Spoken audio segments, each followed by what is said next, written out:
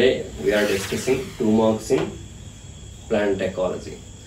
First one is climax stage is achieved quickly in secondary succession as compared to primary succession. Why? Climax stage and secondary succession lo speed ga untundi, primary succession lo slow ga untundi. Enduvalana adigaru. Climax stage means fully sufficient developed for a longer period, sufficient longer period. అటువంటి స్టేజ్ని climax stage అంటాం. మనకి primary succession అంటే primary succession means succession starts in a raw land where new organisms existed previously. అంతకుముందు ఎటువంటి organisms లేని చోట succession start అవుతుంది కాబట్టి స్లోగా ఉంటుంది, రైట్. సెకండరీ సక్సెషన్లో ఏంటంటే సెకండరీ సక్సెషన్ అంటే ఏంటంటే already living matter is present but it is disappeared due to some climatic factors. అందువల్ల సెకండరీ సక్సెషన్ లో ఆల్రెడీ లివింగ్ ఆర్గనిజమ్స్ ఉండేవి, కాకపోతే ఏమవుతున్నాయి, అవి డిస్ట్రాయ్ అయిపోయాయి. ఆర్గనిజమ్స్ అయితే లేవు కానీ అక్కడ కొంత సాయిల్ అనేది ఉంటుంది, సెడిమెంట్ అనేది ఉంటుంది. కాబట్టి సెకండరీ సక్సెషన్ లో మనకేంటి క్లైమాక్స్ అనేది స్పీడ్ గా అచీవ్ అవుతుంది. దీనికి మీరు వన్ వర్డ్ ఆన్సర్ రాస్తే సరిపోతుంది. Some soil or sediment is present in secondary succession. Some soil or sediment is present in secondary succession and రాస్తే సరిపోతుంది. Okay, next one, among bryophytes, lichens and ferns, which one is pioneer species in Xerox succession? Xerox succession means xeroseer. Xeroseer లో pioneering species ఏమంటే ఇక్కడ మనకి lichens. Lichens are the pioneer species.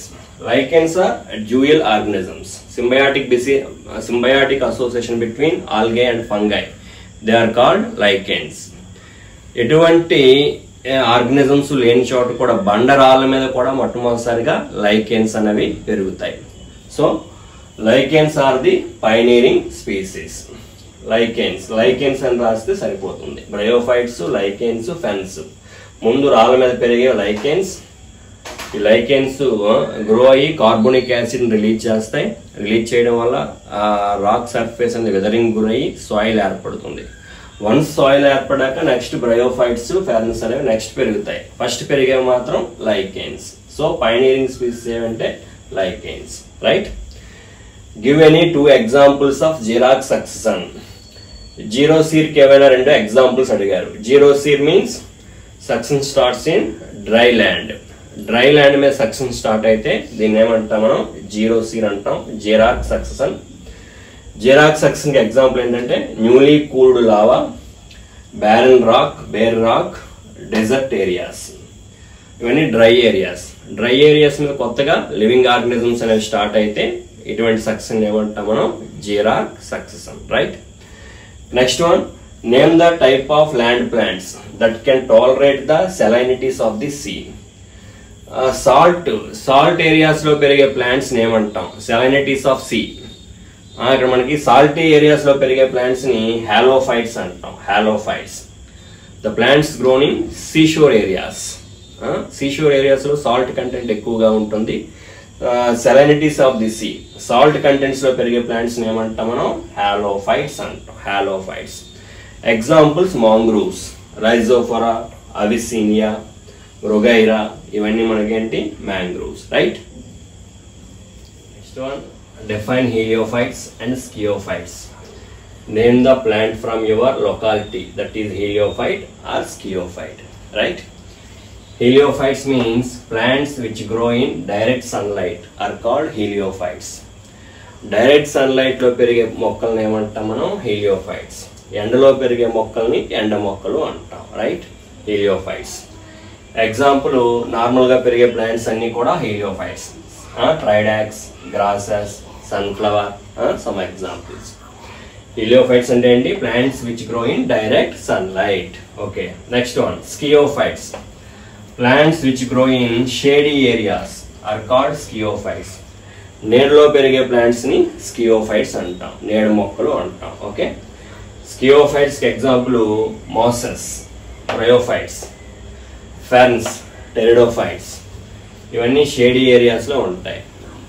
Bryophytes ఏమంటాం మనం, amphibians of plant Kingdom అంటాం. తడిగా నీడగా ఉండే ఏరియాలో ఇవి ఉంటాయి. స్కియోఫైట్స్ కింద వస్తాయి. స్కియోఫైట్స్ కేటగిరీలో వస్తాయి. Okay, Next question. Define population and community.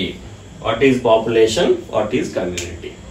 Population means a group of similar individuals belonging to the same species found an area is called population. A group of similar individuals belonging to the same species found an area.